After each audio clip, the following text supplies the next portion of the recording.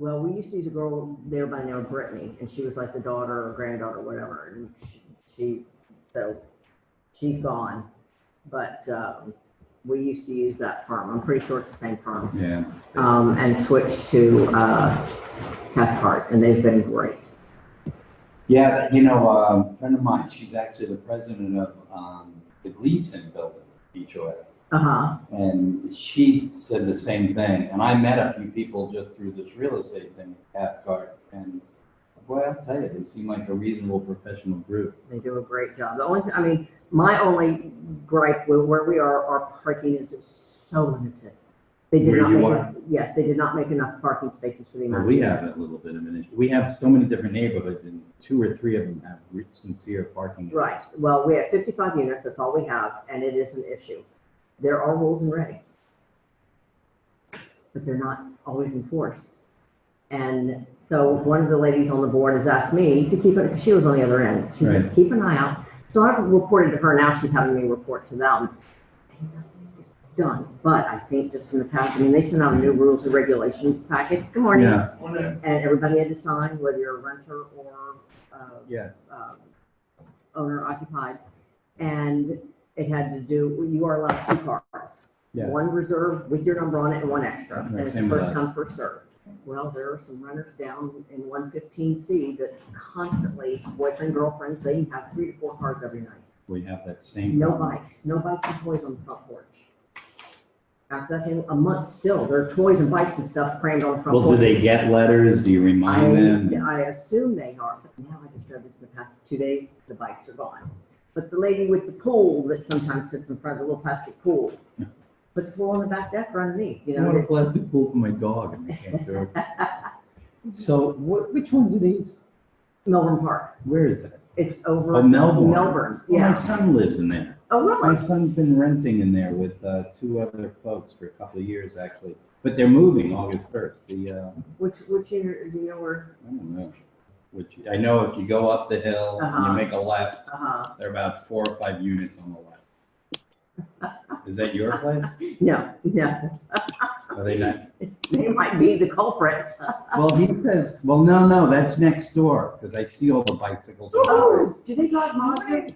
Little Mazda, little wagon, baby wagons? I don't know. He's got a white car, a white old Toyota thing.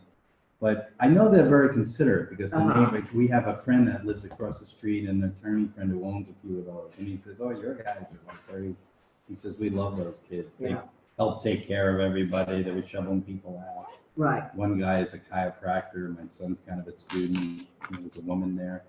Okay, So this I think is they're two, almost like 2 girls or 3 girls and 1 guy. No, They're there. that's not them. That might be, well, I don't know if it's next door. I know next door to the left. Children, no children. No. And the one on the left, I do see a lot of kids stuff when I go up there. I'm okay, how are you? But anyway, it's But they're moving August 1st. yeah, it's always been an issue and it's not enforced as much. And I, kind of You know, sent emails when to I bought whoever. River Run, I looked at a couple up there. You had a nice 10 unit that was for sale, and I liked it because I think they're well built. Just recently? No, Oh, it was okay. 4 years ago, but when I ended up not getting it was because you looked out the backyard so you can see with those microwave towers. Well, ours on that looks side. out to that, but you don't see it. Yeah, I know, You after a don't while see you it, wouldn't yeah. see it. So you live in Riverwalk? I do. Now I know where you live. You're welcome to come at any Now I time. know where you fine. live. Now I know where you It's We got a live. beautiful unit. We're on a cliff with trails and by the river. And what is, it's some good opportunities out there. Yeah, but I was just saying, I got elected, well, I got asked to join the board. And the quantity of text that goes on all day long, coming out of Seinfeld. Super nice.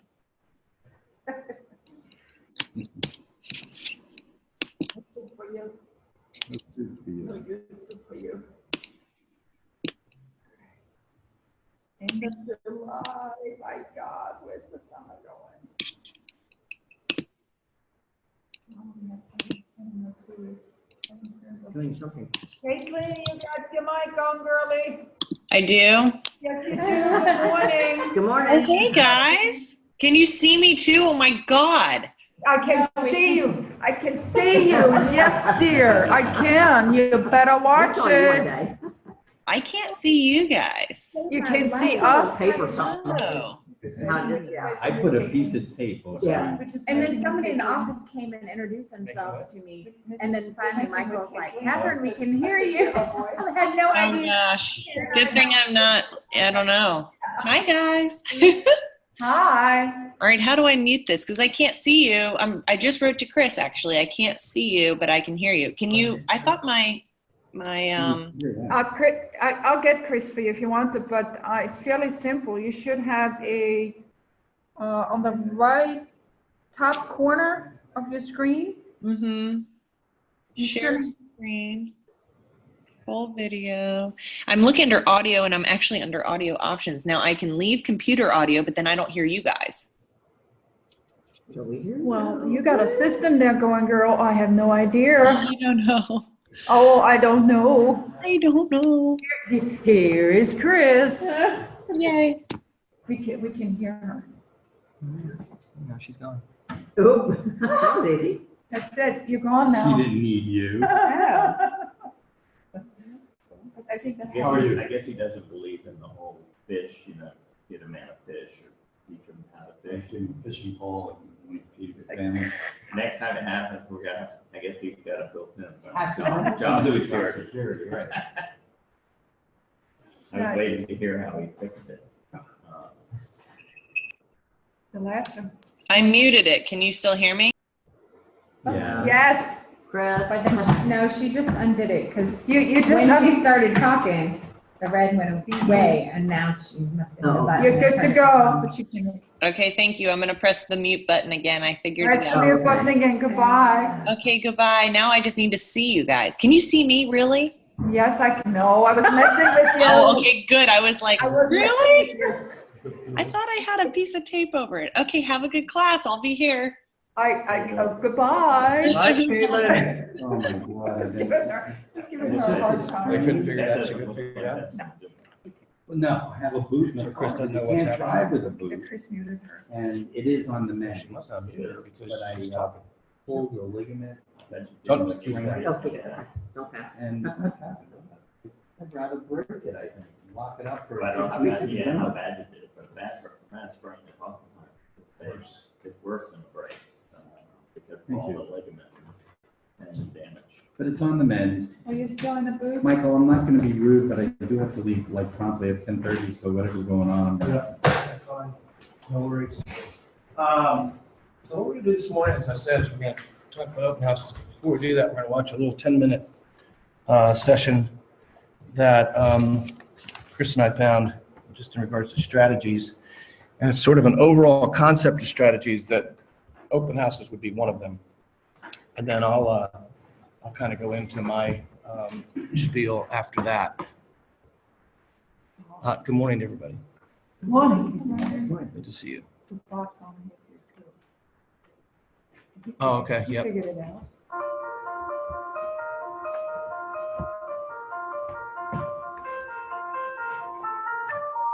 I like the choice of music. On the bottom. Hello, everyone. I'm Dan Elser with the Training Academy. I want to welcome you to today's program, Managing the Real Estate Business Cycle. Let me ask you a question.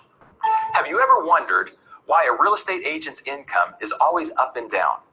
Why we always have that inconsistency in the income we have? Well, first, there's a reason that this happens, and it affects teams and individual agents. You got to know and understand that real estate business cycle, and you must have a plan to manage it if you're going to correct this. So let me start with the actual real estate business cycle. First, we have our business development. That's where everything begins. And then that moves into the actual servicing of the business that we have. After we service our business, it moves over to the actual contract to close where we get paid. So this is the cycle that we have to deal with. Let's first break down each one of these three areas and what actually is involved in each one of the areas in the business cycle. I want to start with business development. When we talk about business development, it is prospecting. Simply put, we have to get out there and meet people. So we can talk about our core 300 or your sphere or circle of influence.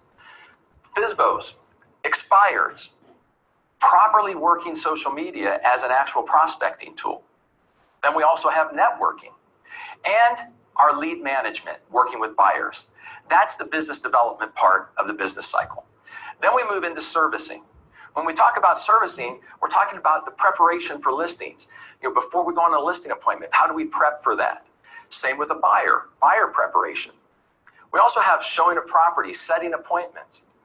Then we have the follow-up on both the listing and the buyer side.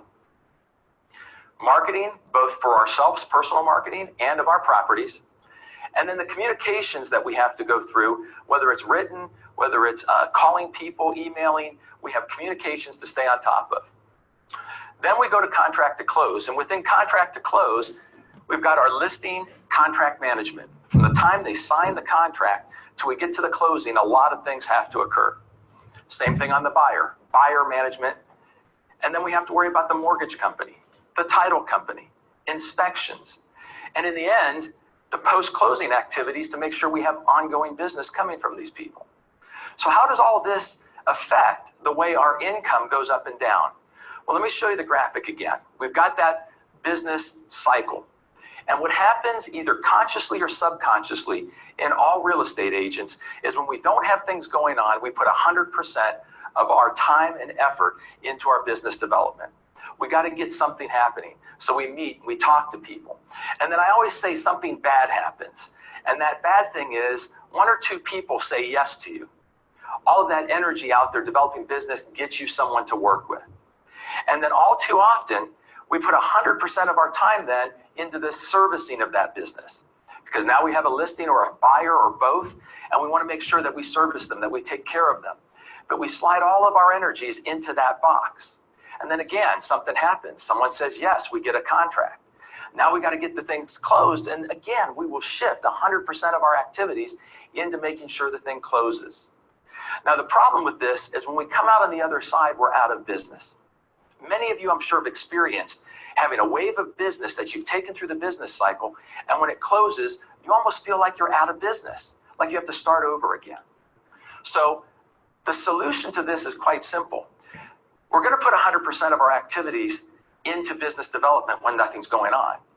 But when someone says yes, we have to really think and we have to be disciplined to make sure that we divide our time. We put 50% into business development and then 50% into working with them, servicing them, moving them towards a contract.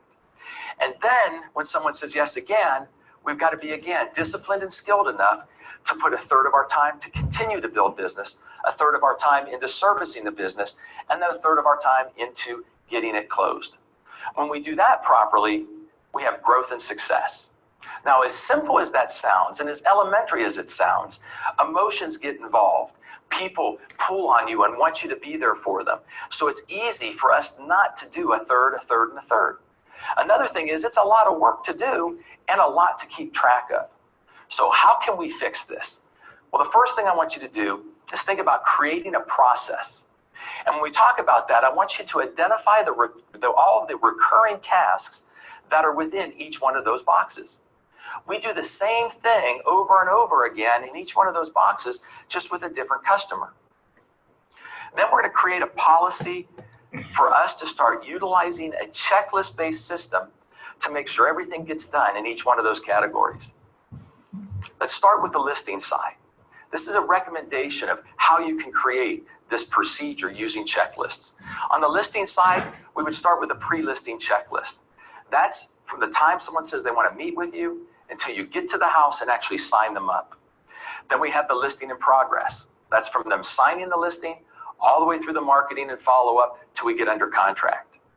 Then a listing contract to close checklist. That's everything that has to happen from the time they sign the contract till we get to the closing table and the deal closes.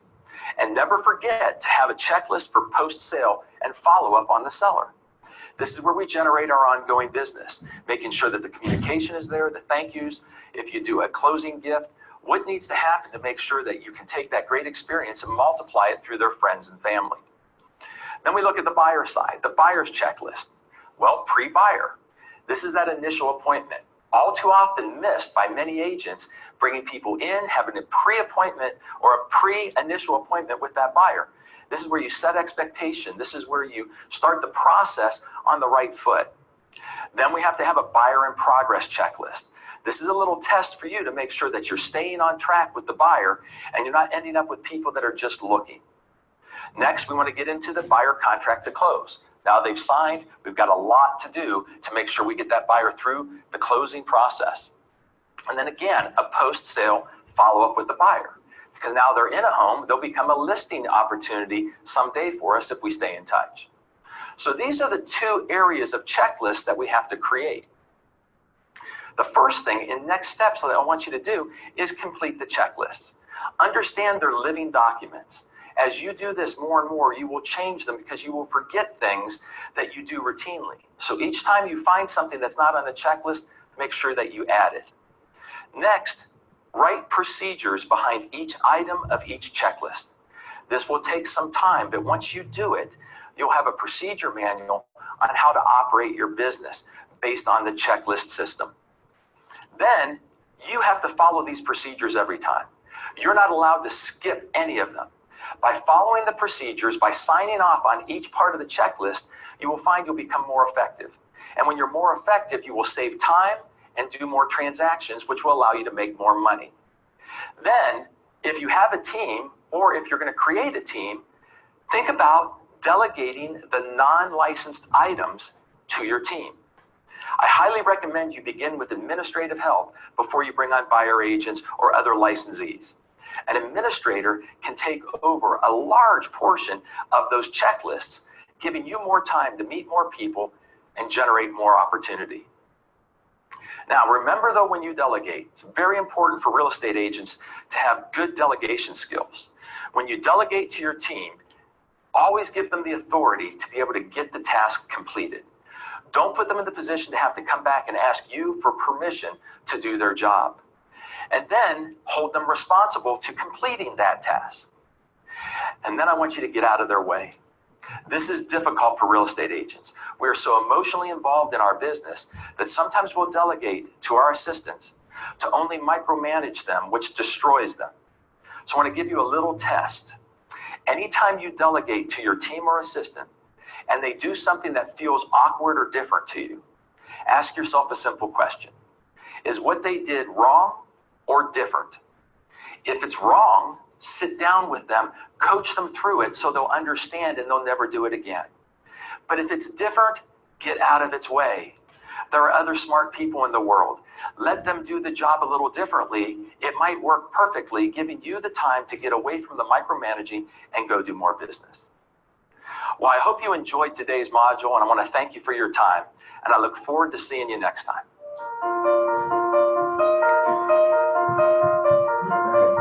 Yeah, he's real good. I've met him to say hello to him. He's been at some of the leading RE conferences. So, and again, just, you know, good point. One of the things that's really nice about the Institute is that the folks that are on the faculty are nationally renowned. And they're not just, they don't just work at Leading RE for a salary. They're trainers that are out there going to companies and getting big bucks and, you know, all those kind of things, whereas we're getting it for free. Guys like, we haven't seen much of Matthew Ferrara yet, but Matthew is phenomenal. He is, you know, just Google Matthew Ferrara and watch some of his stuff. It's Ferrara, I think. But he's my favorite of all of them. And everybody has their own, picks. But Matthew, Mike Staver, Ken Harney from Keeping Current Matters, Dan, all these guys have their own entities, and they've contracted with Leading RE. So I just feel like we're really fortunate in that regard. All right, we got to answer at least 60%. Untimed. We can take as long as we want. There are 3 total questions. Your number of attempts is unlimited. So, hey, Sarah made it from 64. Welcome. Sarah said, I'm on my way, but 64 did not want her to come. Oh, no. What direction, Sarah? 116. I'm 116. I think going west. Is it west? East. So Sarah, you can watch us. This was managing the real estate business cycle on the Leading RE site, and really good. Kind of, as I said at the beginning, it just creates a strategy for all the things that we need to be doing, with open houses being one of them. Okay, and so the service business part of the real estate business cycle includes all the following except prospecting. Everybody agree to that? Showing properties. Ooh, showing properties. All right.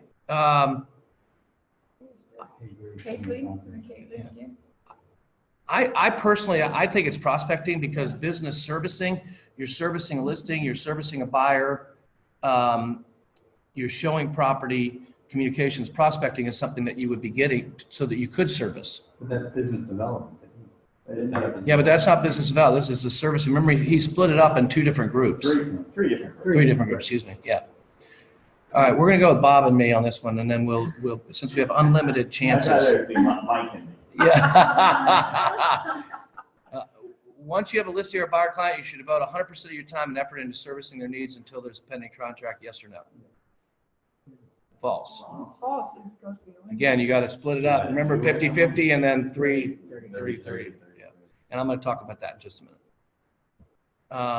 Creating one checklist to use with all your clients will help you put a system in place to work more efficiently. True? True, Caitlin? False. Oh, no, it's gotta be true. But if it's false, isn't it more than one checklist? You have to have a buyer checklist and a seller checklist? Well, I think, yeah, but I think you're reading more into it. That's why Okay, true. that's why you and I never did well on multiple choice. Too much into the question. Just a bit, keep it simple. All right, true. All right, we're gonna submit. Okay. Yoo-hoo! Yay, there we go. But Correct. we didn't get the checklist Yeah. right. Caitlin. Oh, Caitlin, you were right. Just, it's okay, guys. Way to go. All right. But it's more than one. But I think she was right, when Yeah, it's a checklist for buyer and a checklist for Yeah, yeah. seller. Yeah. All right. Well, congratulations. All right. So, couple things out of that, and then we'll move into the maximize the open house. First thing, he talks about business yes, business no. I call that the roller coaster effect of real estate. You ride it up, you're busy, try to push it up the hill, and then all of a sudden you get it going down the hill, and man, it's fast and furious, and then you're down at the bottom again, and you got to push it back up. So as you think about these strategies for yourself and that kind of thing, think about doing what got you busy in the first place all the time. There has to be in your business plan each and every day, well, 5 or 6 days a week, there has to be time spent in doing what got you busy in the first place, whether it's sphere of influence prospecting, whether it's open houses, whether it's for sale by owners, whether it's expireds, whatever is working for you, neighborhood prospecting, whatever is working for you, even as you start getting listings and even as you start getting buyers, that still has to be in there, because as he said, absolutely true, that once you start servicing, it's really easy to not do those things. And that's why so many people ride that roller coaster. And it's just what you want is, instead of this, right? You want this. You're starting at the very beginning, and you slowly but surely start getting some business, and you literally are filling in so you keep it going up, right? And then what ends up happening whenever it might be, different times, but I like to say 1.5 years or 2 years, all of a sudden what you find is repeat business starts coming to you. Referral business, because you've done all the things he was talking about, the checklist, the post, staying in touch. And the one thing I would disagree with him on is he talked about the post follow-up, because they might someday be a listing. Holy moly, post follow-up, because they someday may be a listing, but they also now have all their friends who you want to try to get them referring business to you, right? So important, and something that a lot of people don't do. Going back to doing what got you busy in the first place, you get so busy, you close, you hug, you might even give them a little housewarming gift, and then you just forget about them. You don't have a system in place to make sure you don't let them fall through the cracks. It's, I've adjusted when I've talked about in the past, talked about building rapport, gaining credibility, and then having a system in place to show that you care. I used to just say showing you care, but truly need a system in place, because what I've learned over the years is most everybody cares, right? And most everybody might, want to show people they care. But if they don't have a system in place, a week goes by, 2 weeks goes by, and as Brian Buffini says, at some point, guilt sets in. Oh my gosh, I can't follow up with them. It's been X amount of time. Oh, I'll call them next week, and you never do. And so that's why Brian in his system literally has a forgive me letter in the system that for those people, you write them a letter saying, hey, I am so sorry. Really want to reconnect with you. And you literally just, confess that, you got busy and whatever. And can we find a time to have coffee in the next, week or so? Instead of just feeling bad about it, so never doing anything. And going back again to doing what gets you business in the first place, I really believe that you should have a calendar that has what I call non-negotiables in it. And the non-negotiables have to get done. And non-negotiables are time with family. Non-negotiables are training. Non-negotiables are previewing so you know the market. Non-negotiables are following up with people that you've worked with. All those things need to be in there. They don't have to be in there every day, but there are things that should be in concrete so that when somebody says, hey, Mike, can you have coffee today? And you look at your calendar and it's 9:30 or 10 o'clock on Tuesday. Hey, I can't make it then, but I could meet you at 11:15, right? Because you've got AHA in as a non-negotiable. Or for me, hey, Michael, can we have breakfast tomorrow morning at 7? I'd love to, but I'm already committed. Can we do it such as? Because that's the only time that I have for myself. Whether it's on the porch or on the elliptical. It's the only time that I have for myself before Dottie wakes up, before, the whole day kind of gets going. If I don't do it then, it doesn't happen. So I literally just say, I've already committed. I don't have to say I'm gonna be an elliptical, or I'm sitting on the porch, just trying to make sense of it all. I just say, I've got a commitment. Can we do it, at such and such? And when you give them that option, very rarely say, no, if we don't meet today at 7, we're not, tomorrow at 7, we're not gonna get together, right? The key is most people don't have those things blocked off in their calendar, right? And they schedule over it.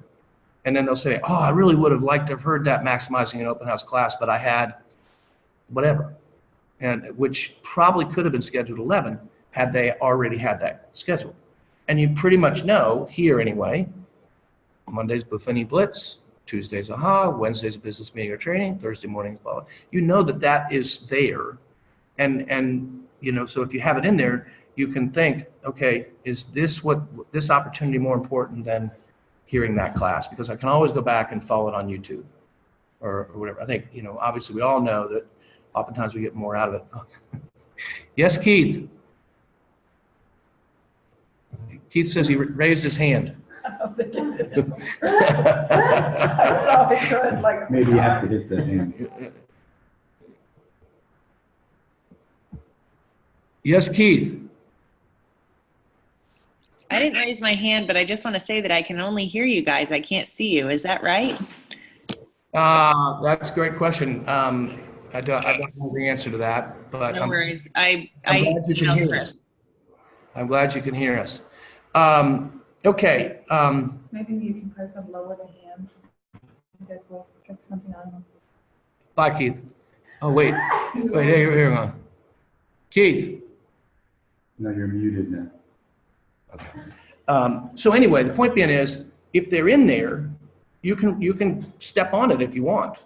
But if it's not in there, you just put it in and then you go, oh my gosh, I wish I could have been there to do that. As an example, hopefully everybody makes August 29th a non-negotiable. Vendor day here at Roy Wheeler. We got 10 or 12 vendors. We're gonna have cornhole championship afterwards.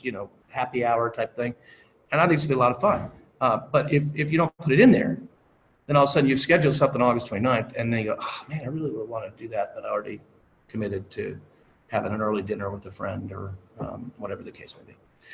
So anyway, doing what got you busy in the first place. The second thing is in regards to checklists, and even more so, I totally agree with him in regards to administrative help versus a buyer agent. Justine is awesome.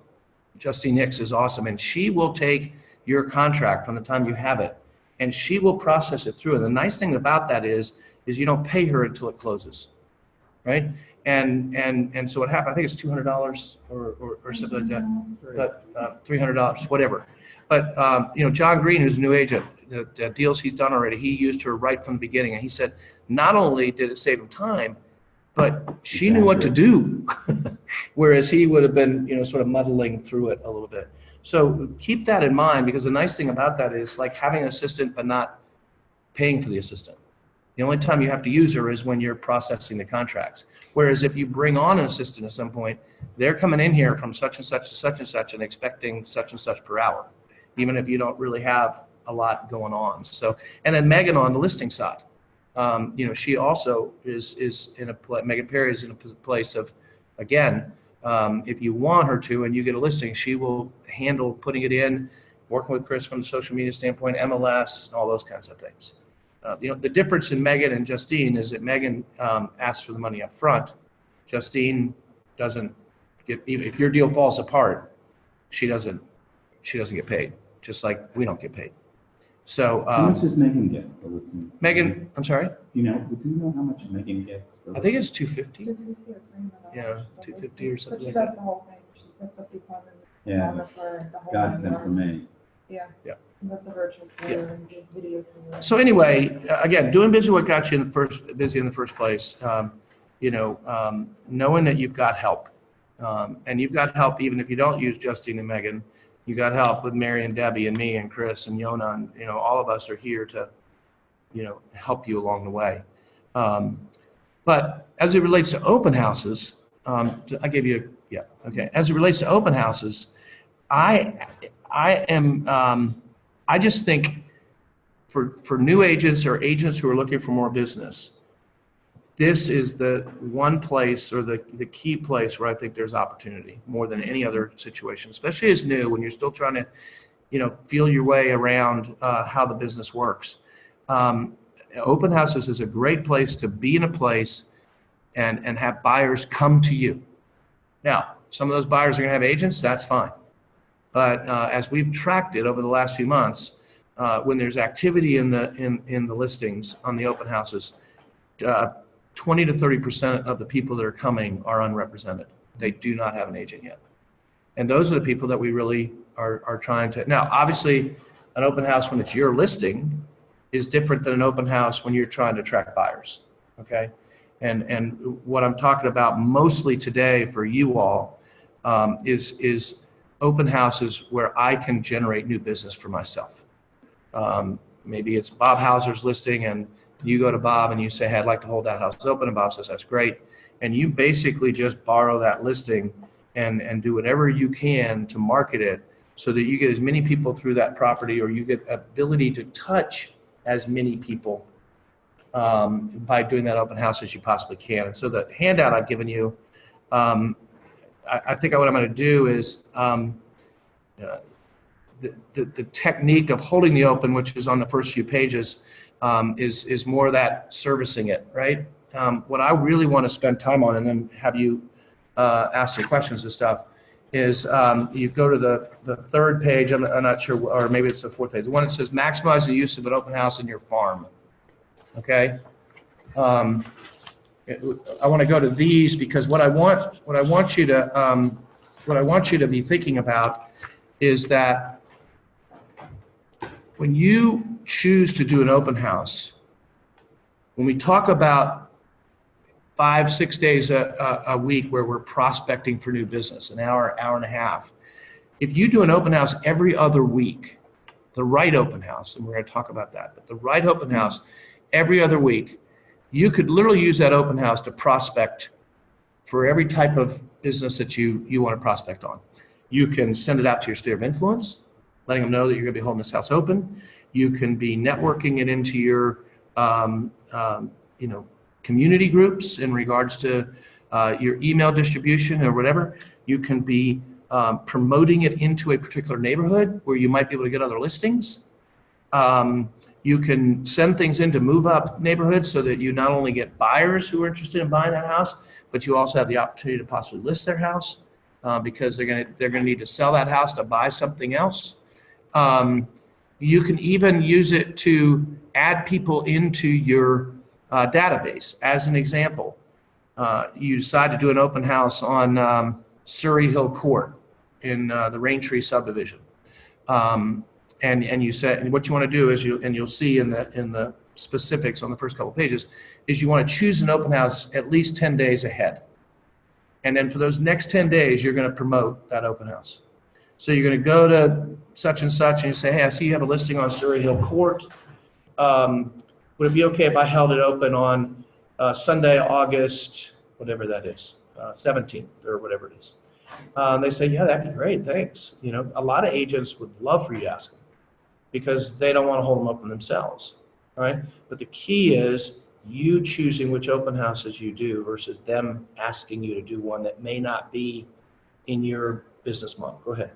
And what's the expense side of that equation? So I call Yona and say, Yona, I love that downtown house. Can I hold it open for you? So how does that get advertised? Who right. pays for it? Right. Tell me about that. So if Yona hasn't held it open, that open house can be advertised in the Daily Progress and Real Estate for no cost. We advertise one listing per month. So if you have 4 listings, you have 4 yourself. Then you can hold it open every week, all 4. But when you do a second one in that same month, then there's a cost. And Chris can, Chris can tell you, it's very reasonable. But that buys you some advertising. Daily Progress Sunday, Real Estate Weekly Wednesday, as well as putting it in open in the car MLS, as well as, if you have Facebook post, you might want to do that. But the point being is, using this, you go to Yona. Yona says, yes, that would be great. Now the next expense, depending on if you want to spend it, is you can create a flyer, which is minimal. Chris can help you create a flyer where you literally walk through the neighborhood. That's where I was going. You walk through the neighborhood to 20 neighbors. And you say, hey, I'm Bob Hauser. I'm with the Realty Company. I'm going to be holding this house over on Surrey Court. I just wanted to introduce myself and say I'd love for you to stop by. Or if you know somebody else who's thinking about moving in the neighborhood, let them know. I'm going to be serving some refreshments and that kind of thing. And if you want to, you can create what I call a nosy neighbor hour. So you're going to hold it open from 2 to 4, right? But from 1 to 2, only for the neighbors. So the flyer for the neighbors is from 1 to 2. Please come for a special neighbor hour. Public open 2 to 4, but for neighbors only, 1 to 2, refreshments served, making them feel special and giving them an opportunity to come by and look at it. Another quick tip, not many people take me up on it, but you go, just trust me, you look in the Real Estate Weekly tomorrow, or you look in the Daily Progress on Sunday, and you will see almost all the opens are from 1 to 3 or 2 to 4. 1 to 3, 2 to 4. If I was selling, my open houses would be from 3 to 5 or 2 to 5, but at least 3 to 5. And the reason being is I want to be the last guy on the block open. If there are people out there serious about looking at houses, they're going to have made their tour and all of them end at 4.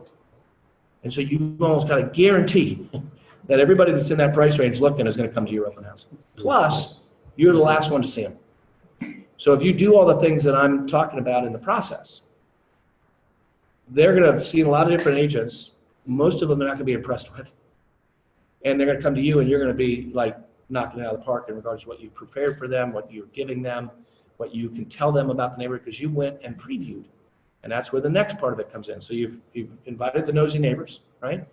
And then over those next 10 days, you're going to go preview every other house that you think is competition for that house within a price range, within a proximity. Because here's the thing, and Yona can confirm this. Even though you're advertising it, it's online, 35 to 50% of the people who come to the open house are still coming off the signs.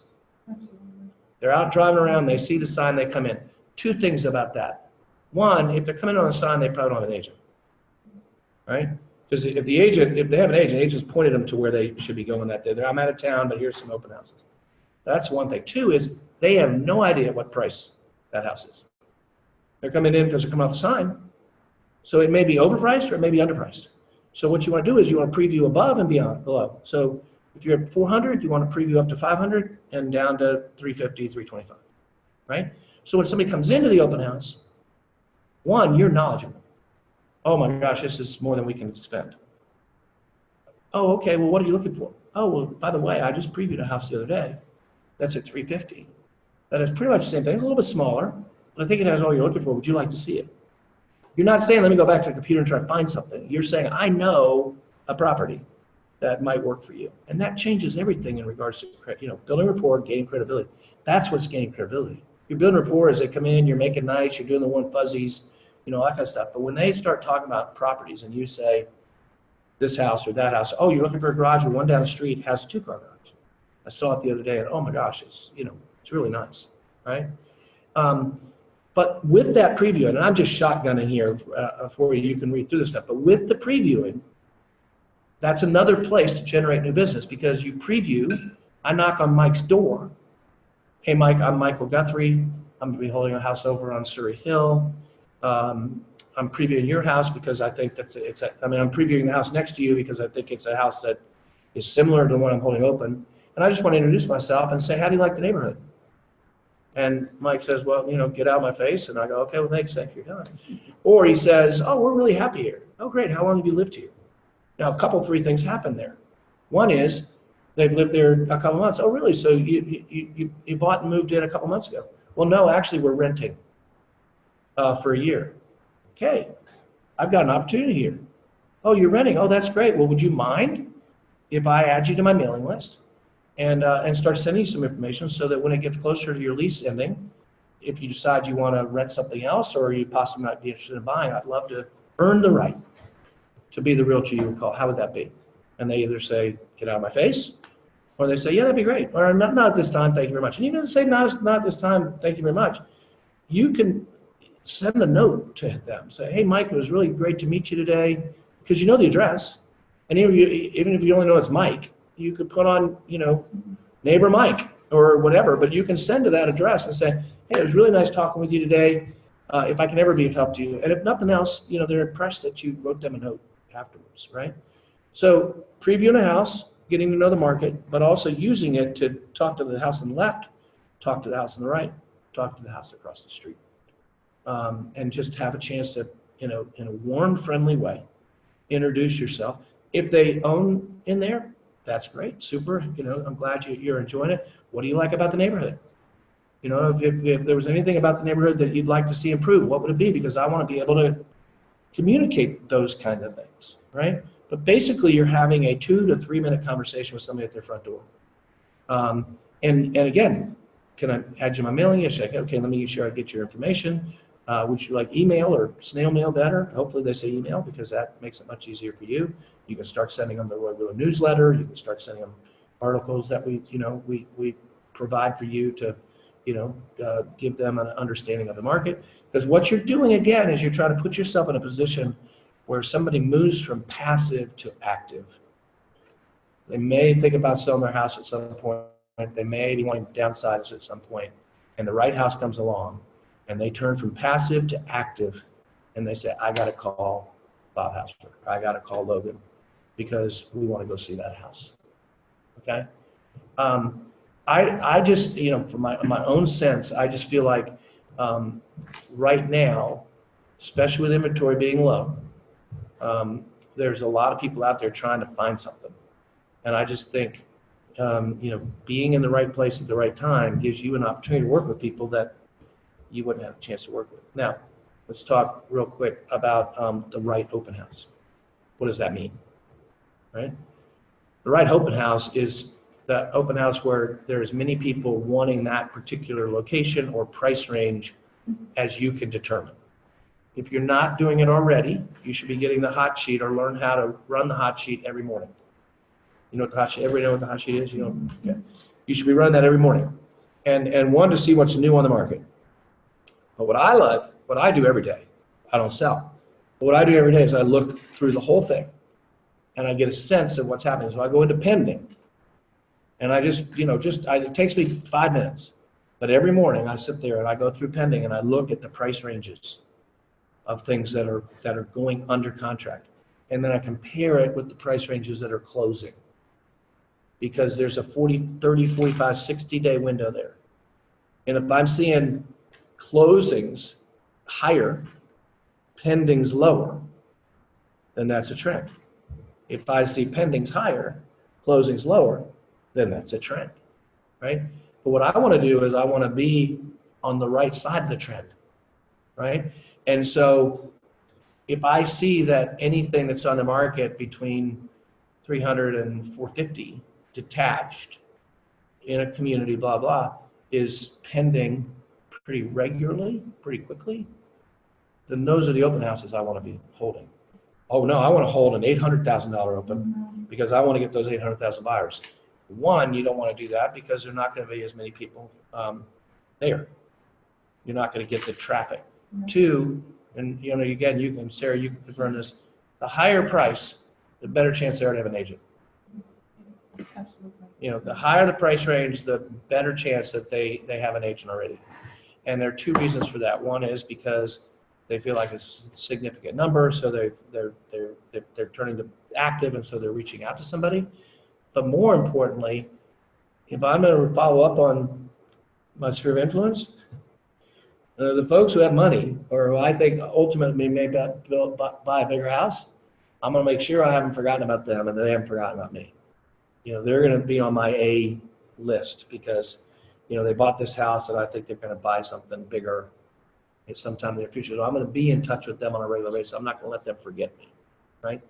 But the more important thing is starting out, trying to create a pipeline of transactions. I want to be where the market is. And so that's the first thing, from the price range standpoint. The second thing is location. You want to be someplace where you can put up a couple of signs and they're going to find you. So, in that neighborhood, I'll just keep there, Ryle Road. And Raintree. No, is Rain? Yeah, Raintree. Yeah, Ryle Road and Raintree. So you come off Ryle Road and you turn left on Raintree, you're there, right? But you don't want to be as out in the middle of nowhere where you're trying to figure out how to get them there, because it's just not going to happen. Unless, it'll happen with a particular person who wants to be out in the middle of nowhere and says, honey, let's take a drive and go, see this property. But it's not for somebody, it's not for you when you're trying to create, kind of like Costco, you're trying to create bulk. You're trying to get as many people through the door as you can, that hopefully one of those two people you can build rapport, gain credibility with them, show that you care, and you can start to work with them. Another tip as it relates to open house is get Jay, Jay or Carl or Bet, any of them, to create a finance page for you for your open house with 3 or 4 different mortgage products. The USDA rural, if it qualifies, at 0 money down. VHDA, FHA, conventional. Here's the reason why. Again, they come in on a sign, they don't think they can afford the house. Honey, we can't afford $350. But they pick up that sheet and go, wait a minute, this monthly payment is what we're paying in rent. If we can pay in rent, then we must be able to afford this mortgage. And all of a sudden, we're out of here, this isn't for us, turns to, well, maybe let's look at this house a little bit more seriously. And then, if they want to get more information on that, you can put in touch with the lender and they can pre-qualify them and see what happens. But the point being is having as much information as you can have to let them be in a position to have the understanding of, yes, I could buy this house, or no, I couldn't. The other thing that you'll see in the package is that happens in those 10 days is after you've previewed all the houses that you think are competitive, on Wednesday before the open, go to the Real Estate Weekly and look and see what houses are being held open that day. Not just in our company, but with other companies, because a lot of people promote their open houses in the Real Estate Weekly on Wednesdays, right? Also go to Car MLS and run open houses and find out what house is being held open. And then what you do is you create a package yourself of the houses that you think, if somebody comes into your property and they don't like that one, that these are others that they might be interested in. And some of them will be being held open and some of them won't. There may be a couple, 3 that you really like that aren't being held open that day. So what you do is you create basically a package for them to take with them. It's your item of value. By the way, before you leave, I've got some information that you might find helpful. And it's another way of getting them to sign in, to give you their information. I'd like to give you this information and I'd like to follow up with you if that would be okay. And the information is houses on the market that aren't being held open and houses on the market that are being held open. And what you do is once you put that package together on Sunday morning or, a couple hours before you open, you call the agents, because the nice thing about Charlottesville is that in the ads, it says who the hosting agent is. It may not be the listing agent. Sarah may be holding an open house for Yona, so Sarah is the hosting agent, right, with her information. Sarah, hey, it's Michael Guthrie. How you doing? Great. Hey, I see you're holding a house open over on Westmoreland. Yes, I am. Oh, great. Well, I'm going to be holding a house over on Surrey Hill, and I'd love to send people your way. And if I do, and they don't have an agent, I hope that you'll recognize me as the agent who sent them down, and you'll let me know if they came. Sarah goes, sure. And I said, now I'll do the same thing for you, back and forth. If they come to you first, That's a good idea. if they come to you first, then, I'll send them back. But if they come to me first, now here's the difference. Sarah would, but let's say Sarah wouldn't. She's not going to have the package I'm about to hand to these people, right? And so they're going to walk in to Sarah's open house with this package, with my name on every page of it, right? Whereas Sarah is just going to send them my way. Now, I'm certainly going to honor Sarah, right? But there's a much better chance that my people are going to go there and that I'm going to have a chance to follow up with them than Sarah just sending them my way, right? Second part is that you give them that package and you say, go visit these couple opens, and there are 2 or 3 others that I want you to drive by. And they're on page 3, 4, and 5. If you like them, I'm going to be here till 5. Feel free to come back and let me know, and I'll try to make an appointment for you to go see it today, or maybe, we go there tomorrow. No other agent's doing that. No other agent's going to provide them that information.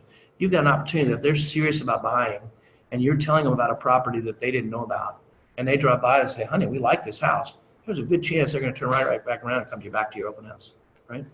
And then you're going to get an opportunity to show them that property.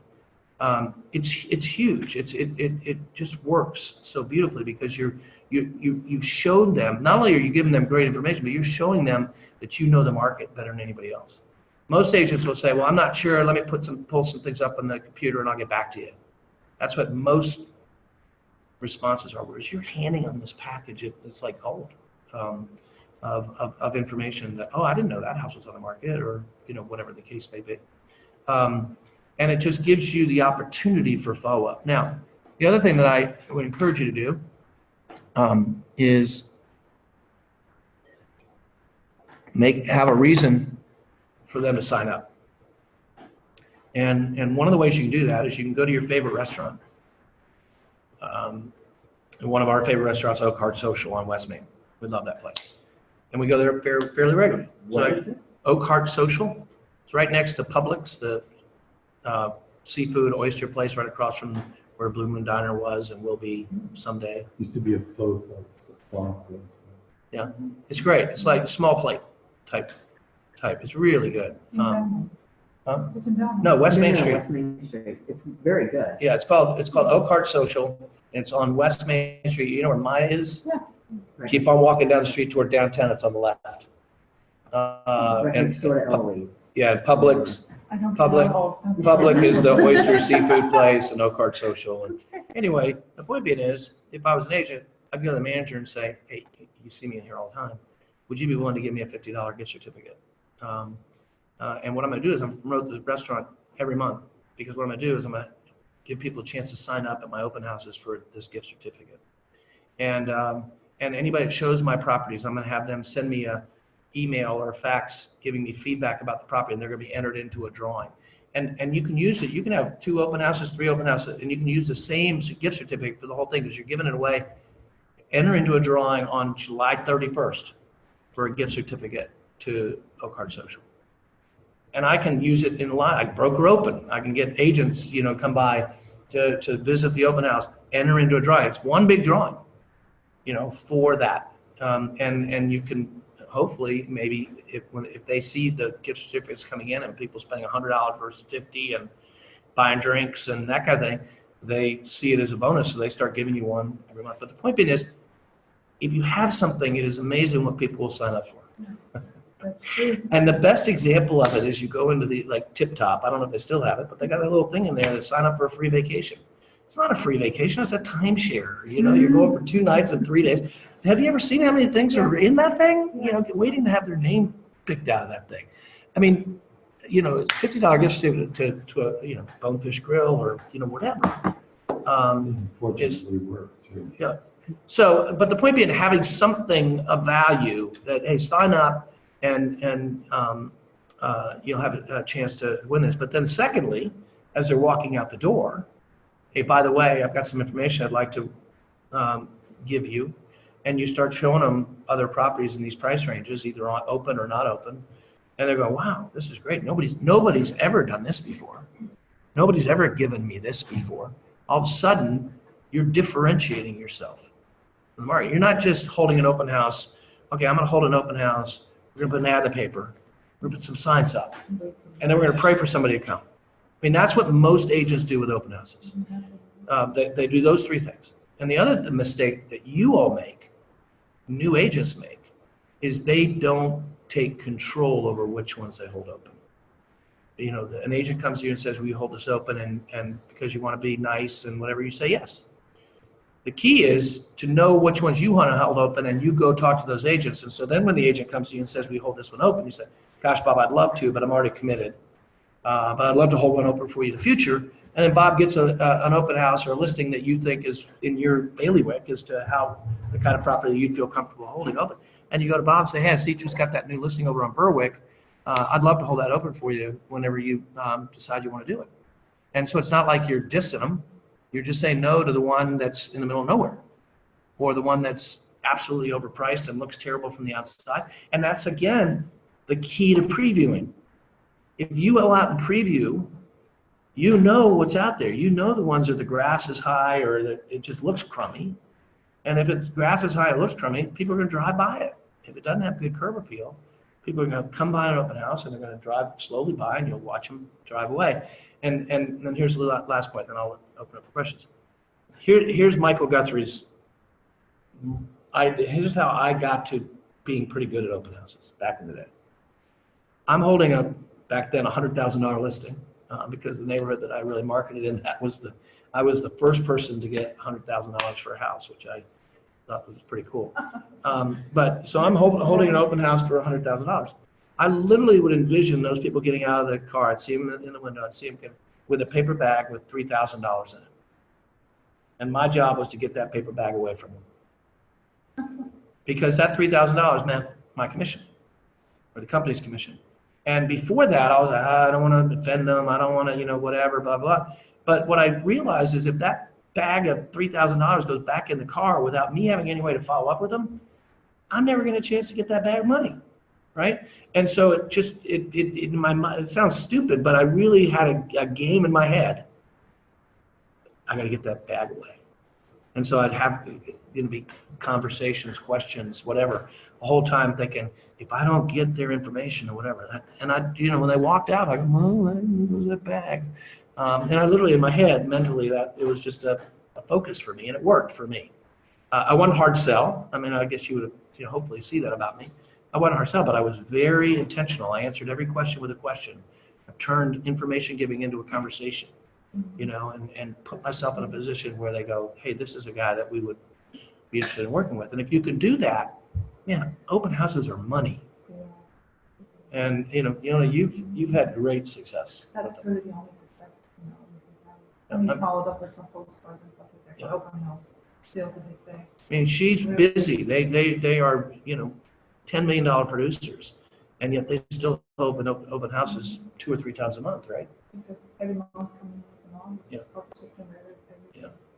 So anyway, how about you, Sarah? What's your sense on open houses in regards to what ones you've done? And I've had pretty good success. The one I held open for Karen over in Northfield, I got a buyer, and it worked out great. Yeah. So. And Bevan and Caitlin are on this, and they've had great success with open houses even here in this neighborhood. They listed one, they sold it, they got a buyer. Bevan did one on Mother's Day and got like 20 some visitors. Everybody says, don't do it on a holiday. Nobody's going to show up. She's like, I did it on Mother's Day. I'm the mom. I can do what I want. And I got 20 visitors. And a great point, Caitlin, you know, in that, one, it's awesome in regards to schmoozing with people. But two, she was very, very systematic in the way she marketed. And three, there were probably very few open houses on Mother's Day. So there was no place for anybody else to go, right? And if a mother says, I'm sorry? Sorry, I just pressed the button. Sorry. Okay. That's all right. But the point being is, if the mother says, I'm interested in us moving, well, then a Mother's Day gift would be, let's go look at houses. That may be the thing the husband doesn't want to do that more than anything in the world. But since it's Mother's Day. The only other thing that I had to add was when I did a drawing, for instance, I have one that I'm holding open in Spring Creek. Everybody come. It's this Sunday. But you do sort of a local restaurant like out there. Yeah, absolutely. You know, or somewhere that's kind of in the general vicinity. Yep. No, absolutely. Here's the bottom line. At the end of the day, if you do all the things that I've given you here to prepare for that open house, even if nobody comes, the time you spend on it is worth it. Because what you've done is you've gotten the opportunity to meet neighbors. You've gotten an opportunity to show neighbors how you're going to market an open house in case they ever decide to sell it. You've met different people because you've previewed. All it's doing is it's the goal. It's kind of like, and Keith can appreciate this, when I was able to run, the only way I was able to keep myself running is if I signed up for a race. The Army 10 miler or Charlottesville 10 miler or whatever. If I didn't have a race in front of me, then I didn't have the discipline or the desire. But if I knew I was going to have to run 10 miles in 2 months, then I would start running. And then, of course, you guys have heard my stories about how I would run and then end up going to a place where I could find golf balls. And, you know, I had all these different things that motivated me to go, right? But the point is, say to an open house, if I got an open house in 10 days, I'm going to do these things. It's going to get me doing things that I wouldn't have done if I hadn't set that up.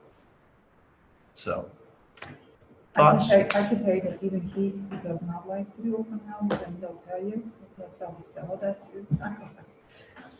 He found it to be successful. I mean, it's not every open house, but I think if you're intentional about it, the way you're describing it, I think you have a good chance. I've been talking to a lot of agents, and a lot of people seem to be down on open houses. Yes, there's a lot of agents. Is that because they're not utilizing it to the fullest? They're just doing that. They're just going and nobody's showing up. They're not thinking about it in this way, in my opinion.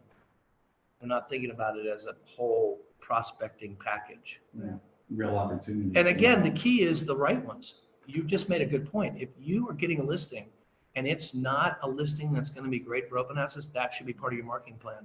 We're not going to be holding open houses on this property because it's too far out, or because of this, or because of that. You know, we're going to do other things to try to attract the activity. So. I think I haven't done an open house as a realtor, but I've been involved certainly in my own open houses. They're a lot of fun. Yeah. You're gonna meet a lot of new people. They come in, I find people are interesting, and while I might have a hard time maintaining a relationship and small talk like for 3 hours, I'm pretty good for 15 minutes. I like meeting people and getting to know their story and find out what they're interested in. Yeah. Well, it's Like a a little trade different show. when you hold. You need to open go, houses Michael. for the- I'm sorry. That's all right. I just, you know. Right at home, if you answer Yeah. the same question over and over and over and over and over again, by 5 o'clock in the afternoon. But don't doing answer any realtor more open questions. houses, I've always enjoyed again, seeing people that I don't see. Yep. I have a question. So the packet of information with like the other houses Yep. that are in the area. Yep. Would you suggest doing that? What about people that already have agents? Yeah, I would. Information to everybody? I would. I mean, you know, I think that's what you would call a ministerial act.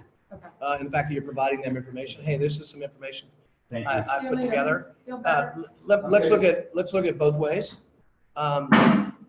You know, unless you've really built, had a nice conversation with them, I wouldn't. You know, they're leaving, they've got an agent, let them walk out the door, because you really don't want another agent to see what you're giving, right? To people, because then they would start doing that, and then you wouldn't have a differentiator. So that, but if you really have a nice conversation or whatever, and you feel like it, there's nothing that says you. I'm not trying to, please, let your agent know I gave you this. That's the key. Please let your agent know so that they can communicate back. Sarah was very kind and, whatever. But if they're coming in, I got an agent, blah, blah, and they're just sort of that abrupt, I just let them do what they want to do and let them and get out of their way. What I would say is that Paragon, and Keith can, talk to this better than I could, but Paragon gives you the ability, you can actually map it. If you wanted to, you could have a cover sheet with the houses in the way that you think would be best for them to go to these houses and number them and that kind of thing. And but the key to it is that you've got the information, and on every page your information's on it. So it reminds them, whichever property they're looking at, it reminds you that you're the one who put that together. And if you have done the previewing, see, it's a total package type of thing, a total concept sort of thing. If you've done the previewing, as you go through this with them, and you say, oh yeah, and this is the house that has a really nice fenced backyard, or oh, this, you're communicating as you go through it that you've been through all of them, right? Yeah. Yeah. And you can even say, if let's say it's in Grey Rock or it's in Western Albemarle or wherever, and you've done your previewing, you can even have a conversation with them and say, look, even if it's not in this package, call me because I've seen everything that's on the market here. I've personally gone and seen every property in the market. Some of you have heard me talk about this agent that I had back in the day that she marketed herself in Oakton. And her ad in the paper, not every week, but first it was every week, and then it was three times a month, and it was 2 times a month. And I think ultimately she just had in there once a month, but people thought it was in there all the time, was if you're interested in buying in Oakton, call Angela Mitchell, I've seen them all. And she truly had seen them all because she just stayed up with it. And that was a powerful message. And you can have that same message at an open house. If you're thinking about buying this price range, I previewed all these properties and can tell you about them. So please take a look and get back to me. All right. Thank you, guys. And thanks all of you for joining. So, Michael, explain to me the rules now on